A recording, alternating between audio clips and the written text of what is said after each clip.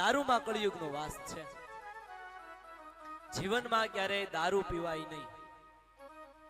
સંભળાય નું બોલું સંભળાય છે ને બધાને? એ તારો અવાજ થોડોક વધારીએ આપણે. જીવનમાં દારૂ ક્યારેય ન પીવાય. દારૂ છે ને એ મનુષ્યને પતન તરફ લઈ જાય છે. દારૂ છે એક પ્રકારનો રાક્ષસ છે. દારૂની અંદર રાક્ષસ રહેલો છે. આ રાક્ષસ છે આપણા શરીરની અંદર જાય એ પછી ન બોલવાના શબ્દો બોલાવે, ન કરવાના કામો કરાવે અને આપણને કોર્ટ કચેરી સુધી જે પહોંચાડે ને એ દારૂ. એટલે જીવનમાં ક્યારે દારૂ પીવાય નહીં. અને દારૂ પી જાય પછી જોર છે બીજે ક્યાંય તો હાલે નહીં. દારૂ પી ગયા હોય પછી વળી ગામમાં નીકળીએ અને કઈક જો બોલીએ તો ગામમાં એવો કોઈક માણસ આપણને સામે ભટકાય તો આપણને સામે એક લાફોય મારી લે. એટલે દારૂ પીને બીજે ક્યાંય ચાલે નહીં. એટલે દારૂ પીને ડાયરેક્ટ આવે ઘરે. ઘરે આવી અને પોતાની પત્ની ઉપર હાથ ઉપાડે, પોતાની પત્નીને ગાળો દે, પોતાની પત્નીને મારે અને પોતાના સંતાનોને દુખી કરે. અને એક વ્યક્તિ દારૂ પીવે અને આખો પરિવાર સાહેબ દુખી થઈ જાય. આખો પરિવાર દુખી થઈ જાય. એટલે જીવનમાં ક્યારે દારૂ નહીં પીતા. વ્યાસપીઠ પરથી મારી વિનંતી છે કે આવા કોઈ વ્યસનો હોય તો આવા વ્યસનોને છોડી દીજો.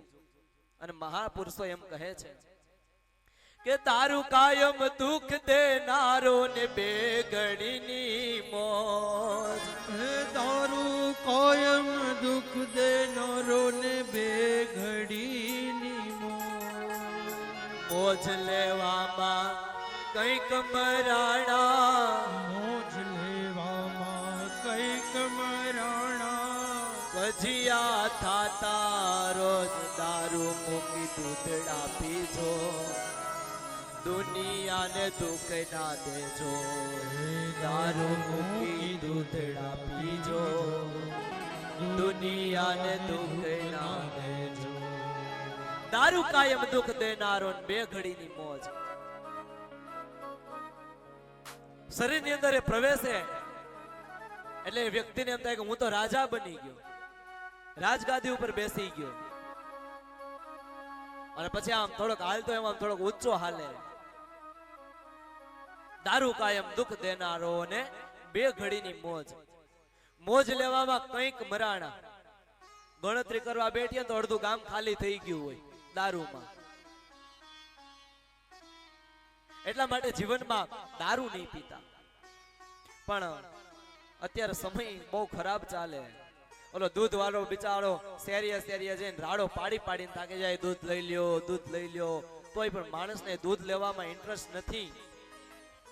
અને દારૂ વાળો ઘેર બેઠો બેઠો દારૂ વેચે તો પણ આ વ્યક્તિ છે ને એ દારૂના અડ્ડા સુધી પહોંચી જાય, દારૂ પીવે. જીવનની અંદર દારૂ ન પીવો, ગાંજો ન પીવો, અફીણ ન પીવું, કેપી પદાર્થોનું સેવન ન કરવું. કેમ કે વ્યસન છે એ આપણને પતન તરફ લઈ જાય છે. વ્યસન ન કરો જીવનમાં. અને મને તો હું પહેલા દિવસે આવ્યો તે દિવસના બધા કહે દાદા અમારા પરમાર પરિવારમાં બધાને વ્યસન મુકાવી દેવાના છે. અમારા પાર્થભાઈનું ને જયદીપભાઈનું બહુ કહેવાનું છે કે અમારા પરિવારમાં દાદા વ્યસનો છોડાવી દો. મૂકી દેવાના છે. ભાગવત કથા કરો છો એવડી મોટી કથા. આ તમારા કેટલા પુણ્ય છે કે ભગવાન સ્વયં તમારા આંગણે બિરાજમાન થયા છે. ભગવાન આંગણે બિરાજમાન થાય પછી ભગવાનના સાનિધ્યમાં કઈક તો છોડીને જવું જોઈએ ને સાહેબ. કઈક મૂકીને જાઓ ને. એ હાથો પાડો.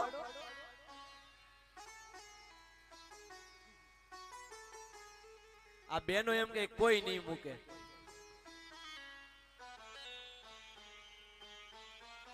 પણ જીવનની અંદર વ્યસનો છોડી દેજો સાહેબ. જીવનમાં વ્યસન હશે ને વ્યસન આપણને પતન તરફ લઈ જાય છે. માવો આપણે ખાઈએ છે, આપણને એમ લાગે કે માવો આપણે ખાઈએ, પણ માવો આપણે નથી ખાતા, માવો આપણને ખાય છે. દારૂ આપણે પીએ, આપણને એમ લાગે કે દારૂ હું પીઉં છું, પણ દારૂ તમે નથી પીતા, દારૂ તમને પી છે. અને અમે તો ગામડાઓમાં કથા કરવા જઈએ અને ત્યારે જોઈએ કે વ્યસન એવું છે ને કે 2 ઇંચની બીડી છે ને, 2 ઇંચની બીડી 5 ફૂટના માણસને આ કથા મંડપમાંથી બહાર લઈ જાય. 2 ઇંચની બીડી 5 ફૂટના માણાને આ કથા મંડપમાંથી બહાર લઈ જાય એટલે આ વ્યસનોમાં તાકાત છે. લ્યો, હવે આ બીડી મોટી કે માણા મોટો જરાક વિચાર તો કરો તમે. કેમ કે આવી વાતો અમે કરતા હોય ને એટલે એમ થાય કે અહીંયા બેઠા બેઠા જો વળી બીડી પીવું અને શાસ્ત્રીજી ભાળી જાય તો એમ કેતા આગળ તો બીડીની વાતો કરતા હતા અને આ દાદા બીડી પીવે એટલે બીડી લઈને બહાર વયા જાય. પણ બીડી પીવે ખરા?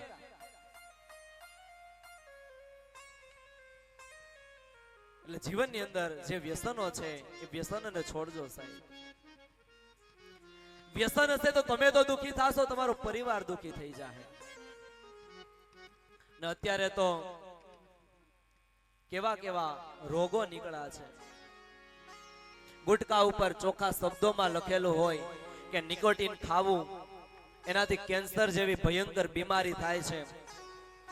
અને એ ગુટકાની ઉપર ખાલી આપણે એનો ફોટો જોઈ જઈએ ને તો આપણા રૂવાડા ઊભા થઈ જાય કે ન કરે નારાયણ. ને આવું વ્યસન કરવાથી આવો કોઈ રોગ થશે તો મારા પરિવારનું કોણ થશે? એકવાર એવો વિચાર જીવનમાં જરૂર કરજો કે આવી ભયંકર બીમારી થાય ને તો મારા પરિવારનું કોણ? બીજા કોઈની સામું જોઈને વ્યસન નહીં છોડતા, પણ ઘરમાં રહેલી તમારી પત્ની, તમારા બાળકો, આ વ્યક્તિઓને સામે ખાલી જોઈ ને તમને એમ થાય કે હું જે કરું છું ને એ યોગ્ય નથી. આ વ્યક્તિઓને જોઈ અને તમારા જીવનમાં રહેલા જે વ્યસનો છે ને એ વ્યસનોને છોડી દેજો સાહેબ, વ્યસનોને મૂકી દેજો. અને વ્યાસપીઠ પરથી ફરી કહું છું કે પરમાર પરિવાર આવું ભાગવત કરી રહ્યા છે તો તમને એમ થાય કે નહીં અમે અમારા પિતરોની પાછળ કંઈક કર્યું છે અને અમારે કંઈક કરવું છે, તો તમારે કાંઈ કરવાની જરૂર નથી. આ કથા મંડપની અંદર એક નિયમ લઈને જાજો કે તમે જે કાંઈ જીવનની અંદર વ્યસનો કરો છો એ વ્યસનોને આજથી અમે છોડી દેવું. અને તમે એટલા લોકો કથા સાંભળો છો ને, એટલા લોકો કથા સાંભળો છો અને મારી વાત સાંભળવાથી ખાલી આ પરિવારમાંથી 5 જણા વ્યસન છોડશે ને તો મને એમ થાય કે મેં પરમાર પરિવાર કિકરિયાના ગામે જે કથા કરી હતી ને એ કથા મારી સાર્થક થઈ. બાકી એવું મને સમજા કે મેં એટલા દિવસ રાયડું પાડી ખાલી. અમે અનેક ગામમાં કથા કરવા ગયા છે, અનેક લોકોને વ્યસનો છોડાવ્યા છે. પણ વ્યસન વસ્તુ એવી છે ને કે પોતાના મનથી મૂકો તો જ મુકાય. બાકી કોઈ એમ કહેતું હોય કે આને વ્યસન છોડાવી દો એ બધી ખોટી વાતો છે. ભાવ તમને એમ કે પરાણે મને ખાવ, બીડી એમ કે મને પી જ લ્યો, દારૂ એમ કે મને પી જ લ્યો, અને તમે વ્યસન કરો છો એની સામે નુકસાન તો તમે જો એકવાર ક્યારે સરવાળો માર્યો? ઓછા નામે અત્યારે ગામડાઓની અંદર માવો 10 રૂપિયાનો મળતો હોય છે. 10 રૂપિયાનો માવો આપણે 10 ની જ ગણતરી રાખવી. 10 નો માવો કાયમના 5 માવા ખાતા હોય તો કાયમના કેટલા 50 રૂપિયા થયા. મહિનાના કેટલા થયા? 1500 રૂપિયા. 1500 લેકે એક વર્ષના પૈસા કેટલા થાય? હવે આ પૈસા તમારા સંતાનોના ભણવામાં નાખો. તમારું સંતાન ભણે છે એની અંદર ખર્ચો કરો, એને કઈક સારો કોમ્પ્યુટર લઈ દો, સારા કઈક કોર્સ કરાવો, એને સારું ભણતર ભણાવો. વ્યસનમાં શા માટે પૈસા નાખો છો? એક તો વ્યસનમાં પૈસા નાખો છો અને તમારા જીવનની બરબાદી થાય છે. એટલા માટે વ્યાસપીઠ પરથી વિનંતી સાથે કે તમારા પરિવારની અંદર જે કોઈને વ્યસનો હોય એ વ્યસનોને છોડી દેજો. કેમ કે તમારામાં વ્યસન હશે ને તો તમારામાં પરિવારમાં વ્યસનો આવશે, એમાં કોઈ સંશયની વાત જ નથી. કેમ કે આપણે માવો ખાતા હોય અને આપણા દીકરાઓ માવો ખાય એમાં કોઈ નવાઈની વાત ખરી? આપણે દારૂ પીતા હોય અને આપણા દીકરાઓ દારૂ પીવે એમાં કોઈ નવાઈની વાત કરી નહીં. કેમ તો કે આપણું જોઈ જોઈને જ શીખા છે. આપણે આપણા સંતાનોને એમ કહે કે જાનીભાઈ માવો લઈ આવી દે ની. હવે નાનું એવું બાળક માવો લેવા જાય એટલે વિચાર કરે કે મારા બાપાએ મારે હું મગાવ્યું હોય છે. એટલે એને એમ થાય કે આ રસ્તામાં કઈક ખાવાની સારી ચીજ હશે એટલે એકાદી સોપારી મોઢામાં નાખે. એક સોપારીમાંથી એને એમાં રસ લાગે, બીજા દિવસે 2 3 એમ સમય જાતા એ આખો માવો ખાતો થઈ જાય. હવે આપણા સંતાનોને વ્યસને કોણે ચડાવ્યા? આપણે પોતે જ. એટલે જો આપણી આવનારી પેઢીને આપણે તારવી હોય, આવનારી પેઢીમાં જો વ્યસનો ન લઈ આવવા હોય ને તો પહેલા આપણે વ્યસનો છોડવા પડશે. અને જ્યારે આપણા જીવનમાંથી વ્યસનો જાશે ને ત્યારે જ આપણે વ્યસનોને આપણા પરિવારમાંથી મુક્ત કરી શકશું. અને વ્યસન વસ્તુ એવી છે કે જ્યાં સુધી આપણે ખાતા હોય ને ત્યાં સુધી આપણે બીજાને ન કહી શકાય. હું માવો ખાતો હોય તો વ્યાસપીઠ પરથી તમને ન કહી શકું કે તમે માવો છોડી દેજો. હું ગુટકા ખાતો હોય તો હું તમને વ્યાસપીઠ પરથી એમ ના કહી શકું કે તમે ગુટકા છોડી દેજો. મારામાં વ્યસન ના હોય તો જ હું તમને કહી શકું, નહીતર કોઈ કોઈને કહી ન શકે. એટલે જીવનમાં આવો અમૂલ્ય લાવો મેળો છે. આવો લાવો ફરી ફરી તમને નહીં મળે. એટલે વ્યસનોને છોડી દેજો. જીવનમાં એક નિયમ લઈ લેજો. અને નિયમ લેવાનો ફાયદો છે. નિયમ લેવાનો ફાયદો છે. એનું એક નાનું એવું દ્રષ્ટાંત તમને આપું કે જીવનમાં સારા નિયમ લેશો એનો ફાયદો શું. એક ગામડામાં એક ભાઈ રહે. હવે આ ભાઈને દરરોજ મોડી ઉઠવાની આદત, દરરોજ મોડા ઉઠે. હવે એની પત્ની છે એને કંટાળો આવે, કેમ કે બહેનોને સવારમાં વહેલું બધું કામ કરવાનું હોય અને પોતાના પતિ સૂતા હોય તો કામ બરોબર થાય નહીં, ફરીથી એનું એ બધું કામ કરવું પડે. એટલે આ બેને કીધું કે પતિદેવ તમે આ મોડા ઉઠો ને મને નથી ગમતું, તમે એકાદો નિયમ લઈ લ્યો. અને આ ભાઈને ચા પીવાની બહુ આદત, ચા વગર એનો દિવસ જ ના ઉગે. અને એ ભાઈએ પોતાની પત્નીએ બહુ કીધું એટલે એક નિયમ લીધો. કેવો નિયમ લીધો? એની બાજુમાં એક કુંભારનું ઘર, વચ્ચે એક બારી, એ બારી ખુલ્લી અને બારીમાંથી જોવે ને તો કુંભારના ફળિયામાં એક ગધેડું બાંધેલું દેખાય. એટલે આ ભાઈએ નિયમ લીધો કે હું ગમે ત્યારે ઉઠું, જો હું આ ગધેડાનું મોઢું જોઉં ને તો જ તારે મને ચા બનાવીને પીવડાવવાની, નહીતર નહીં પીવડાવવાની. કેવો નિયમ લીધો? ગધેડાનું મોઢું જોવાનો નિયમ લીધો.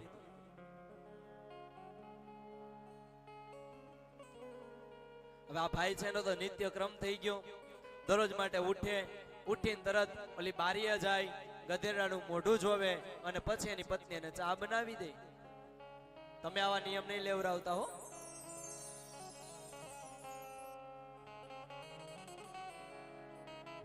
હવે એક દિવસ આ ભાઈથી થોડું મોડું ઉઠાડું ને ઓલા કુંભારના ફળિયામાં ગધેડું જોવા ગયો, પણ ગધેડું ન મળે. કેમ તો કે કુંભારે ગધેડાને લઈને માટી લેવા વયો ગયો. નિયમી નિયમ.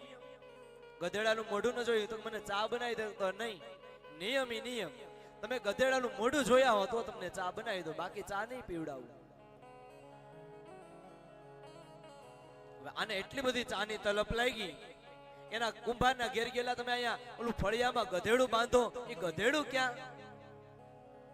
તો કુંભારના ઘરના એ કીધું કે ગધેડું છે ને એને તો તમારા ભાઈ માટી લેવા લઈને વયા ગયા. એટલે એને એમ થયું કે જ્યાં કુંભાર માટી લેવા ગયો ત્યાં હું ગધેડાનું મોઢું જોઈ આવું. આ બાજુ કુંભાર છે એ માટી ખોદતો હતો. માટી ખોદતા તેને એક સોના મહર ભરેલો ઘડો મળ્યો.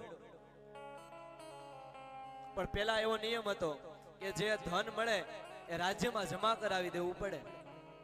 એટલે કુંભારને થયું કે કોઈ નથી જોતું ને, એ પેલા ઘડો હું લઈ લઉં તો એટલું ધન મને રહે. ઘડો મેળો એવામાં ઓલો ભાઈ દોડતો દોડતો ગધેડાનું મોઢું જોવા આવ્યો. ગધેડું બાજુમાં ઊભું છે. ઓલો ભાઈ જેમ આઘો હતો ને દૂરથી જેણે રાડો પાડવાનું ચાલુ કર્યું. એ જોઈ લીધું, જોઈ લીધું, જોઈ લીધું. હું જોઈ લીધું? ખરેખર એને ગધેડાનું મોઢું જોયું. પણ ઓલા કુંભારને એમ થયું કે આ ઓલો જે સોના મોહર ભરેલો ઘડો છે ને એ જોઈ ગયો. એટલે કુંભાર બાજુમાં બોલાવ્યો કે કોઈને કહેતા નહીં, આપણને આ સોના મોહર ભરેલો ઘડો મેળો છે, આમાંથી અડધું ધન તમે રાખી લ્યો અને અડધું ધન હું રાખી લ્યો. હવે સમજો ખાલી એક ગધેડાનું મોઢું જોવાથી સોના મોહર મળતા હોય તો જીવનમાં એક સારો નિયમ લેવાથી આપણું જીવન કેટલું સુધરી જાય. સમજવા જેવી વાત છે. એટલે જીવનમાં એક એક નિયમ તો બધાય લેવાનો છે. લેહો ને બધાય, એક એક નિયમ લેહો ને બધાય. હા બરોબર. તો મને એમ થાય કે નહીં, જે કિકરિયા ગામમાં પરમાર પરિવારના આંગણે ભાગવત કથા કરી, કથા અમારી સાર્થક થઈ છે. જીવનમાં બધા એક એક નિયમ લેજો. ત્રીજું સ્થાન બતાવ્યું છે સ્ત્રી સંગ, એને કીધું વ્યભિચાર. વ્યભિચાર કરવો એને એક મહાન પાપ બતાવ્યું છે. એમાં પણ કળિયુગનો વાસ છે. લગ્ન થયા પછી વિધવા, વેશ્યા, દાસી, ચાંડાલ, ગુરુ પત્ની કે કુટુંબની અન્ય કોઈ સ્ત્રીઓ સાથે સંબંધો રાખવા તો એની અંદર કળિયુગનો વાસ. તેનાથી માણસ દુઃખી થાય. સ્ત્રી છે એ લગ્ન થયા પછી પરપુરુષ સાથે સંબંધો રાખે તેનું પણ પાપ બતાવવામાં આવ્યું છે. એટલા માટે જીવનની અંદર પતિ અને પત્ની એક થઈ અને રહેવું જોઈએ, વ્યભિચાર ન કરવો જોઈએ. અને ચોથું સ્થાન બતાવ્યું છે હિંસા. હિંસા ક્યારે જીવનમાં ન કરાય. પ્રાણીઓની હિંસા, મૂંગા પશુઓની હિંસા, આ બધાની અંદર કળિયુગનો વાસ છે. હિંસા કરો અને પશુઓને લઈ આવો અને પશુઓનું માંસ તમે ખાવ તો ઘોર નરકની અંદર આપણે પડીએ સાહેબ. એટલે ક્યારે આવી હિંસાઓ ન કરવી. 4 સ્થાન આપ્યા પણ 4 સ્થાન છે એ કળિયુગને ઓછા પડ્યા. એટલે પાછી એને આજીજી રાજાને કરી છે. પુનશ્ચયાસ્માનાય જાત રૂપ મદાત પ્રભુ તદો નૃતમ મદમ કામમ રજો વેર પંચમમ. કે આ 4 સ્થાન છે એમાં મારો પરિવાર નહીં સમાય. અમને એકાદું સ્થાન હજી રહેવા માટે આપો. અને 5મું સ્થાન માંગ્યું ત્યારે અસત્ય, મદ, કામ અને રજોગુણ આ બીજા કળિયુગને રહેવા માટે સ્થાન આપ્યા છે. સુવર્ણની અંદર કળિયુગનો વાસ આપ્યો છે અને સુવર્ણની અંદર પણ કળિયુગનો વાસ છે. અધર્મ રૂપી ધન છે એની અંદર પણ કળિયુગનો વાસ છે. અને આ કળિયુગનો વાસ છે જે જગ્યા ઉપર રહેલો છે એ કર્મ આપણે કરીએ તો કળિયુગની અંદર આપણે દુઃખી થાય છે. આમ કળિયુગને રહેવા માટે સ્થાન આપી પરીક્ષિત મહારાજ છે એને ધર્મના 3 પગ છોડી દીધા. તપસ્યા, સોચ અને દયા, આ 3 પગ જોડી અને ધર્મને ફરીથી સ્થાપિત કર્યો છે. એ પછી રાજા પરીક્ષિત છે એક દિવસ જંગલમાં શિકાર કરવા માટે જાય છે. શિકાર કરવા માટે જંગલની અંદર ફરતો ફરતો એક ઋષિના આશ્રમની અંદર આવ્યા છે. આ ઋષિના આશ્રમમાં આવ્યા પછી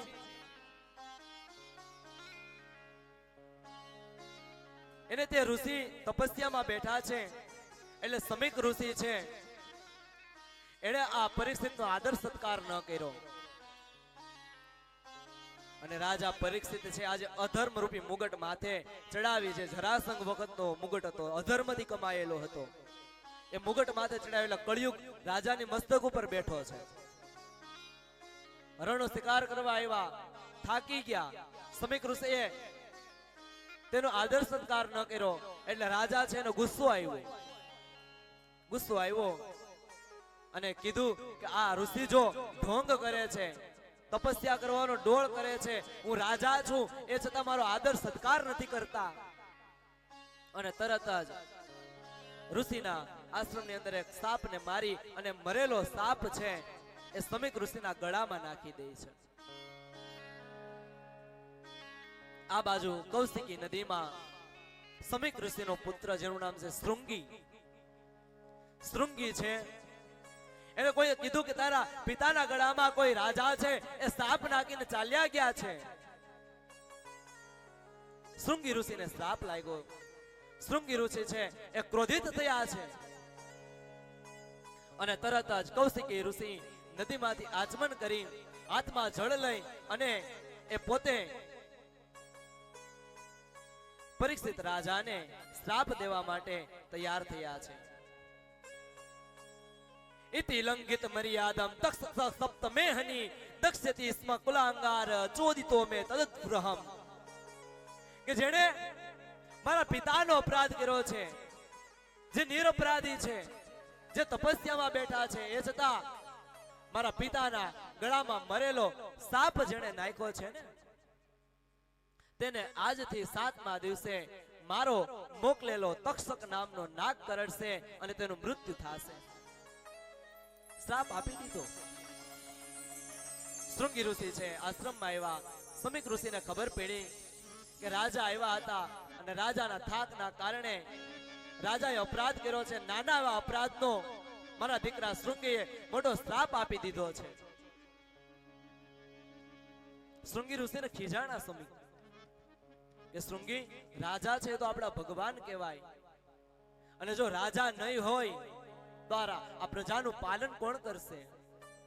તમે નાની એવી વાતનો મોટો શ્રાપ આપી દીધો છે. કાઈ નહીં, શ્રાપ છે તો પાછો નહીં વળે. એટલે પોતાના શિષ્યોને કીધું કે જાઓ પરીક્ષિતના રાજ્યમાં જઈને કહો કે આજથી 7મા દિવસે તમને તક્ષક નામનો નાગ કરડશે ને તમારું મૃત્યુ થશે. આ બાજુ પરીક્ષિત આવ્યા છે પણ પોતાને શરીરમાં ક્યાંય ચેન પડતો નથી. કેમ તો કે ઋષિનો અપરાધ કર્યો છે.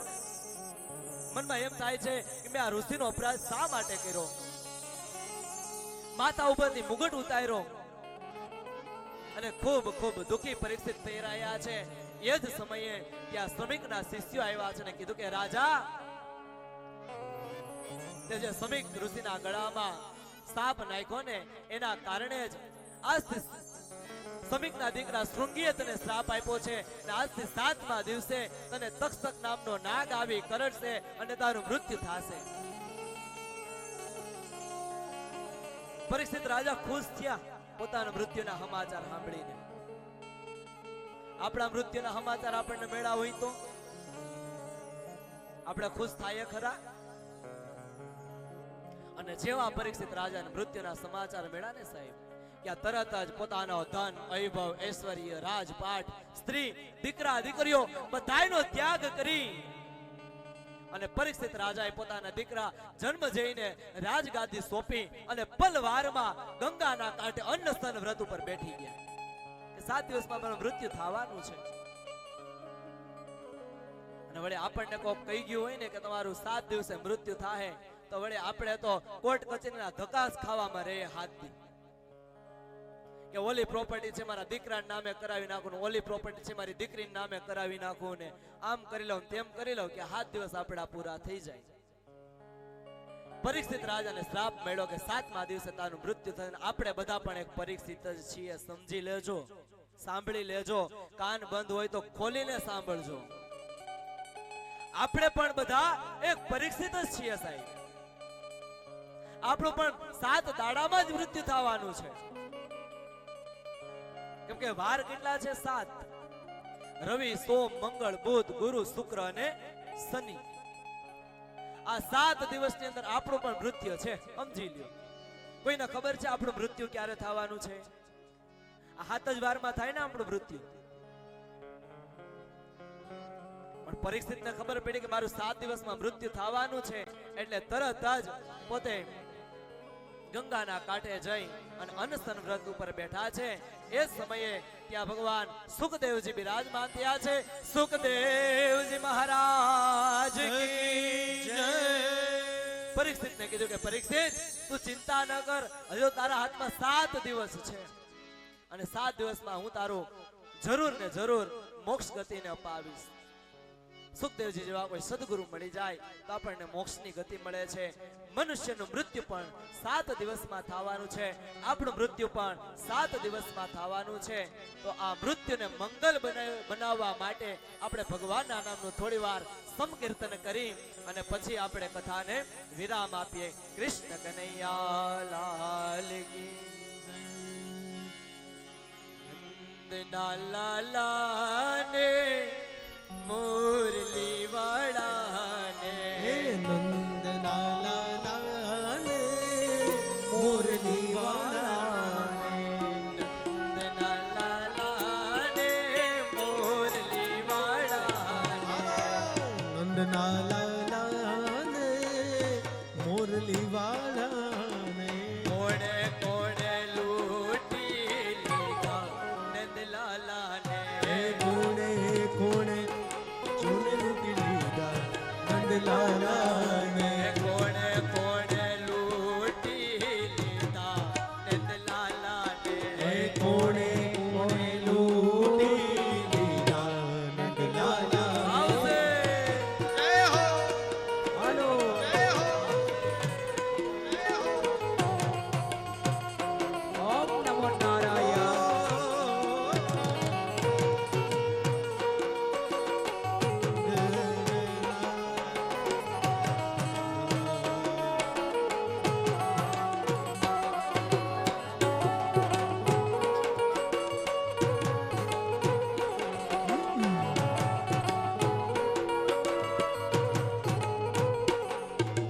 મારું નામ માનો તો તમે મીરાબાઈને પૂછજો.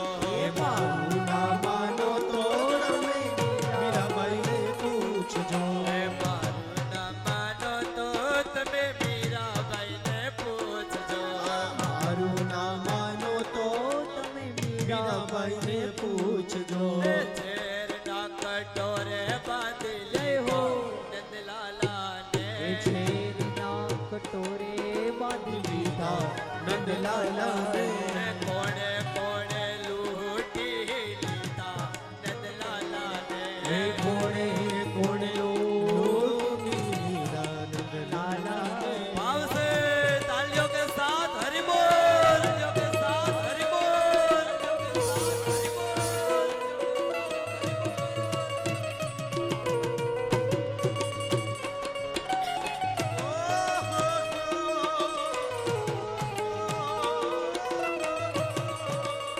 રાધે રાધે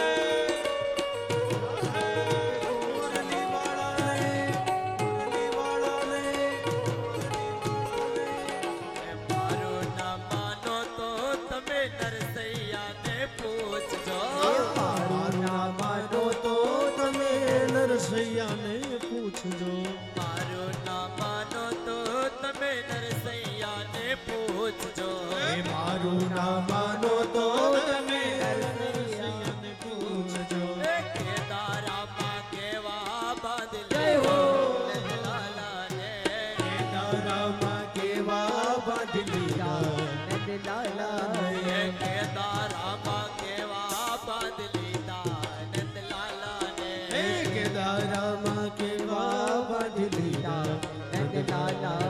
એ નંદલાલાને મોરલી વાળાને. હે નંદના લાલાને મોરલી વાળાને એ પ્રેમે ભક્તોએ બાંધી જય લેવો હો. નંદલાલાને. ભક્તોએ બાંધી લીધા નંદલાલાને આવશે ભજી લે ભજી લે, આવશે ભજી લે ભજી લે, આવશે ભજી લે ભજી લે.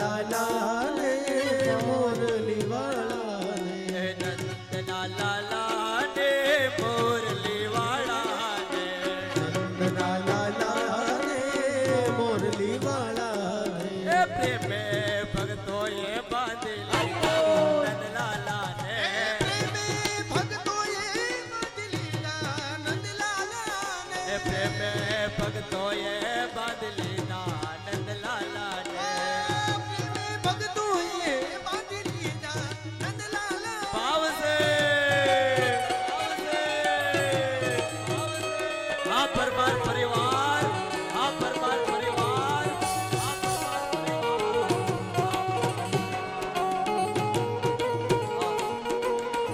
હરિ બોલ કૃષ્ણ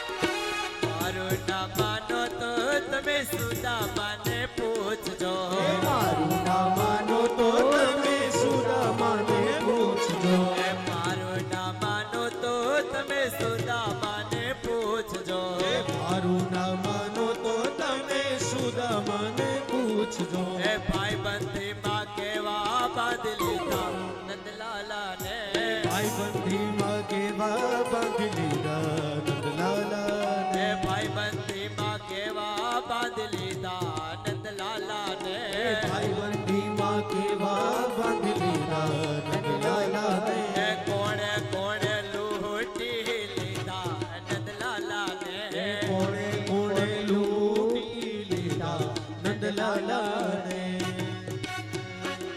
वो श्याम तुझे मिलने का જય હો सत्संग ही बहाना है श्याम तुझे मिलने का सत्संग ही बहाना है हो श्याम तुझे मिलने का सत्संग ही बहाना है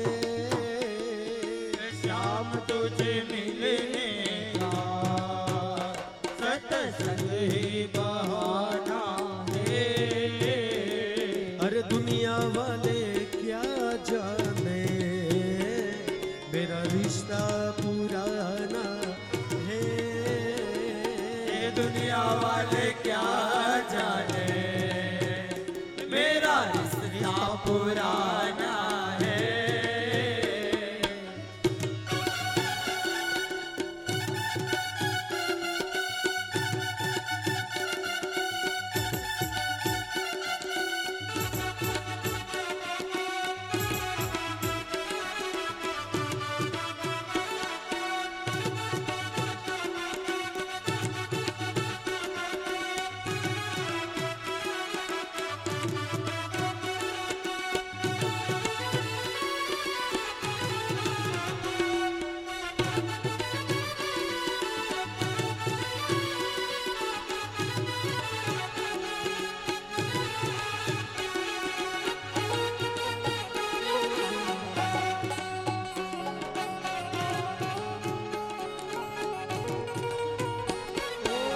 गोकुल में ढूंढा तुझे वृंदावन में पाया हे गोकुल में ढूंढा तुझे वृंदावन में पाया हो गोकुल में ढूंढा तुझे वृंदावन में पाया है गोकुल में ढूंढा तुझे वृंदावन में पाया तारों की टिम टिम में मेरे श्याम का ठिकाना टिम टिम में मेरे श्याम का ठिकाना है ओ श्याम तुझे मिल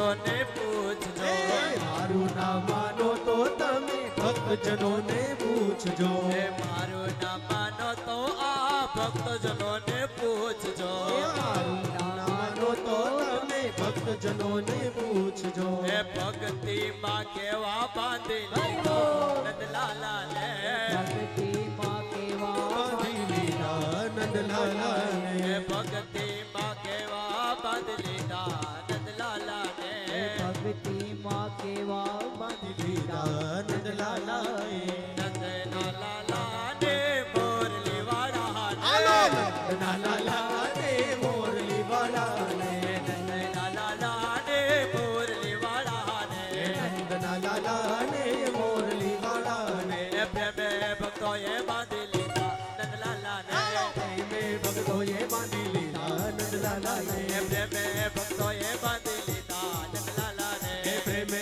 ભક્તોએ બાંધી લીધા નંદલાલાએ એ કોણે કોણે લૂંટી લીધા નંદલાલાને કોણે કોણે લૂંટી લૂંટી લૂંટી લૂંટી લૂંટી લૂંટી લૂંટી લૂંટી લૂંટી કોણે કોણે લૂંટી લીધા નંદલાલાને કોણે કોણે લૂંટી લીધા નંદલાલાને કોણે કોણે લૂંટી લીધા નંદલાલાને श्याम तुझे मिलने का सत्संग ही बहाना है श्याम तुझे मिलने का सत्संग ही बहाना ये दुनिया वाले क्या जाने मेरा रिश्ता पुराना है अरे दुनिया वाले क्या जाने मेरा रिश्ता पुराना है तारों में ढूंढा तुझे चंदा में पाया है ओ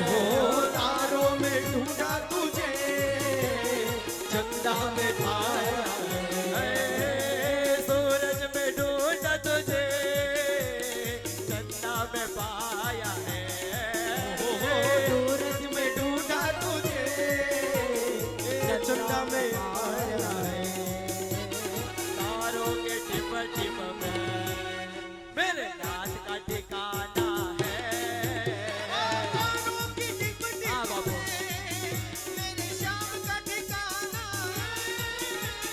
श्याम तुझे मिलने का सत्संग ही बहाना है श्याम तुझे मिलने का ही बहाना श्याम तुझे हो श्याम तुझे हो श्याम तुझे मिलने का सत्संग ही बहाना है हो श्याम तुझे मिलने का सत्संग ही बहाना दुनिया वाले क्या जाने मेरा रिश्ता पुराना है ये दुनिया वाले क्या जाने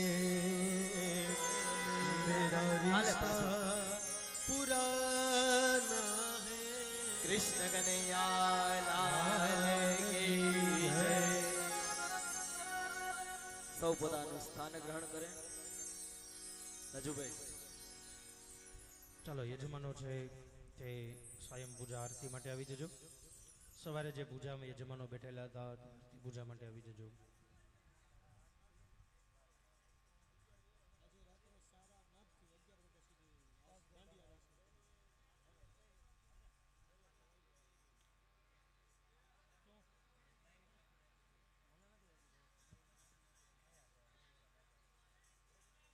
એક સૂચના છે કે આજે રાત્રે પરમાર પરિવાર આયોજિત ભાગવત કથામાં રાત્રે 8:30 થી 11:30 12 વાગ્યા સુધી દાંડિયા રાસ ગરબાનું આયોજન કરેલું છે તો બધા જ પરમાર પરિવાર ગામના જે કાંઈ મહેમાનો છે તે બધા જ 11:30 સુધી રાસ ગરબાનું આયોજન કરેલું છે તો ભાવભર્યું આમંત્રણ છે બધા જ પધારજો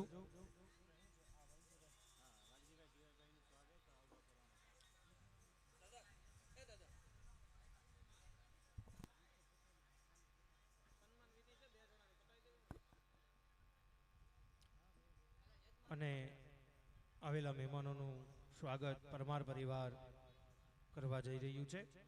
તો જે કોઈના નામ બોલાય અતિથિ મહેમાનોનું તે ઝડપથી આવી અને સન્માનનો સ્વીકાર કરે.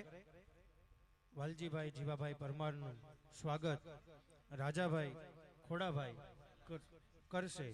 તો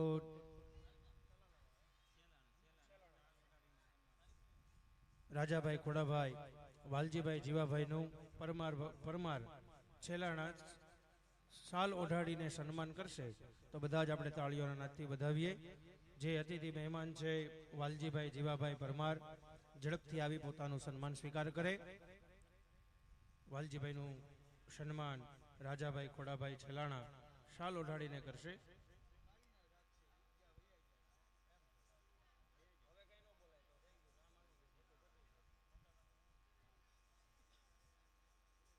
ચાલો યજમાનો આરતી માટે ઝડપથી આવી જજો.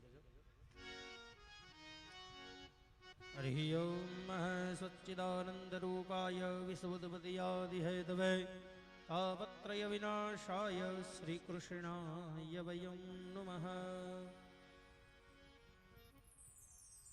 નિરાજનમ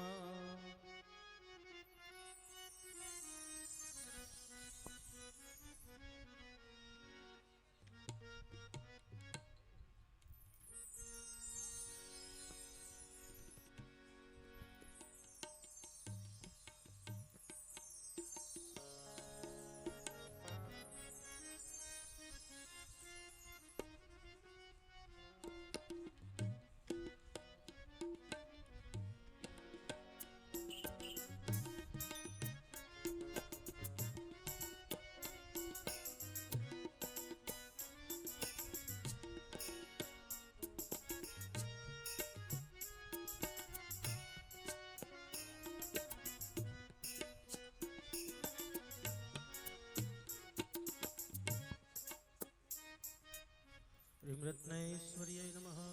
જ્વાલામાલિન્યై નમઃ. ગંધિતકર્ણમ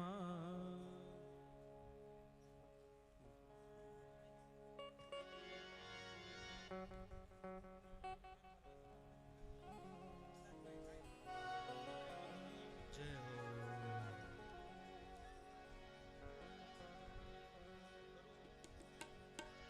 કૌશલ જય કાના કાણા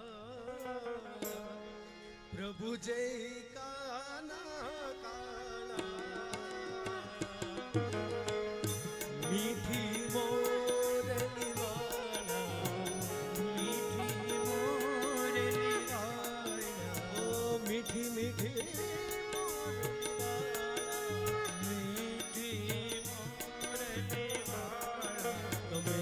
ગોપીના પ્યારા ઓમ જય કાના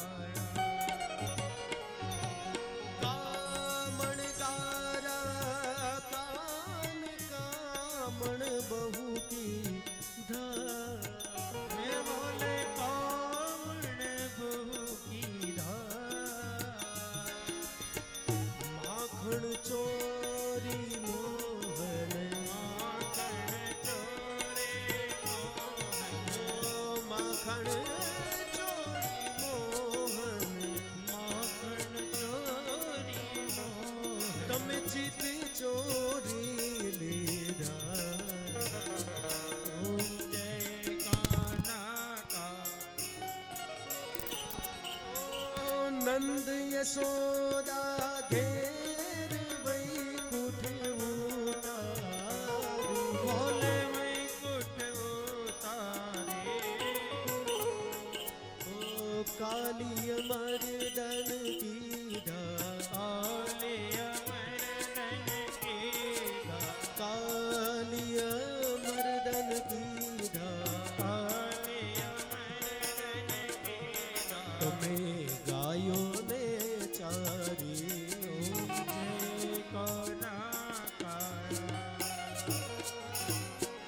ગુણ તણો તુજ પાર કે મેં નહીં આવે હે બોલો કે મેં નહીં આવે નદી નદી વેદ પુકારે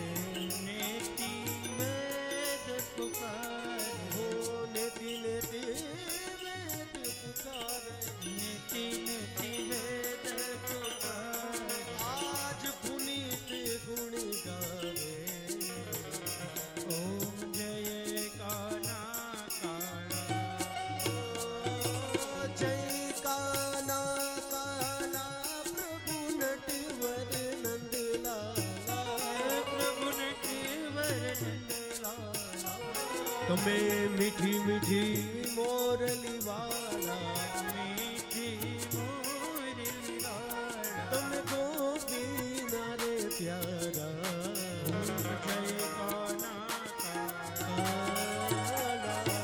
જય કર્પૂર ગૌરમ કરુણાવતારમ સંસાર સારમ ભુજગેન્દ્ર હારમ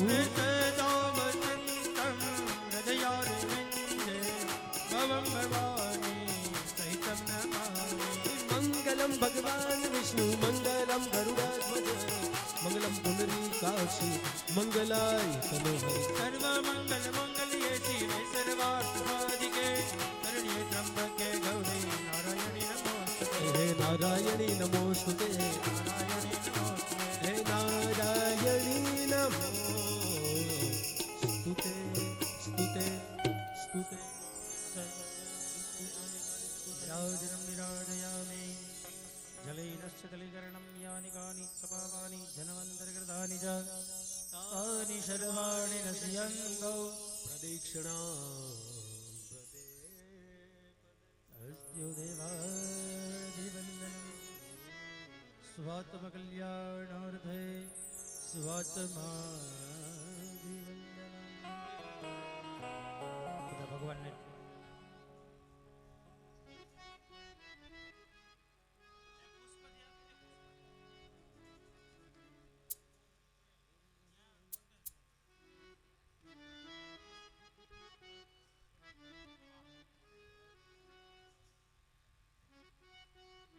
જમણા હાથે બધા દેવતાઓને આરતીનું વંદન કરાવો. તમે બધા પછી આરતીનું વંદન લઈ લ્યો. આરતી લઈ બે હાથ જોડી ભગવાનની પ્રાર્થના કરી જવાની.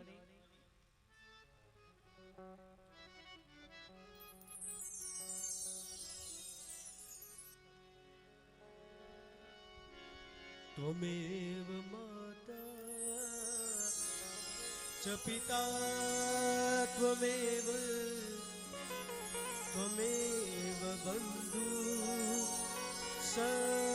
સખા ત્વમેવ વિદ્યા દ્રવિણં ત્વમેવ ત્વમેવ સર્વં મમ દેવ કાયેન વાચા મનસેન્દ્રિયર્વા બુદ્ધિયાત્મના વા પ્રકૃતે સ્વભાવ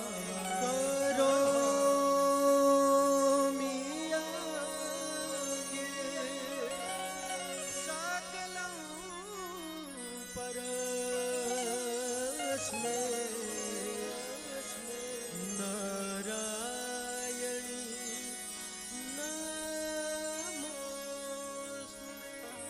પ્રાર્થનાપૂર્વક નમસ્કારા સમર્પયામિ. ફૂલ છે ત્યાં લઈ આવી અહીંયા ઉપર પોથીજી ફૂલને આવી ઉપર બધા પોથીજીને ચડાવી દો. બધા જ યજમાન પરિવાર છે પોથીજીની 4 પ્રદક્ષિણા કરો. મનમાં નમો ભગવતે વાસુદેવ મંત્રનો